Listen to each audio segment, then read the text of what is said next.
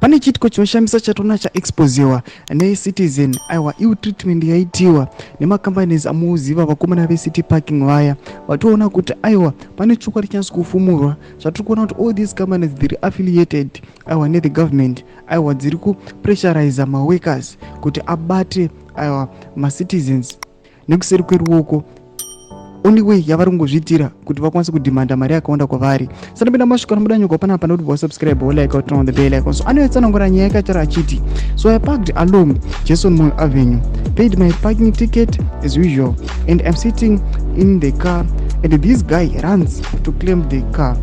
I hadn't ever stepped out of the car and he says I parked over a parking line.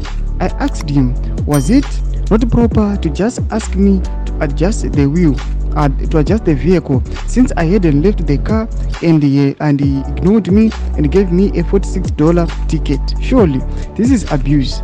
The boss comes along and says anga asati asvitsa target yake yanhasi. Like serious? Ndo masvika anoyataura panapa achiti hakuna zvinhu zvakadai so munyika, nokuti tinoona kuti aiwa vanhu vanopuwa matarget kuti vanhu vamuziva kuti aiwa it is just a company iri kungoenforce mutemo ngokuti aiwa vanhu vanofanira kungopaka, kana vachipaka they must pay ma-hours they want to park. But kune zvinhu zvinongoda common sense kuti aiwa munhu anga akangocrossa a line or a demarcation anga chirimo muvehicle make asati amboburuka, munhu otomhanya otomuklemba. Taona kuti pane issue kuti vakaona vari kupa matarget ekuti aiwa musi wakati unofanira kubata vanhu vakati uye nemari yakati. Zvatiri kuona kuti aiwa this is abusing my citizens.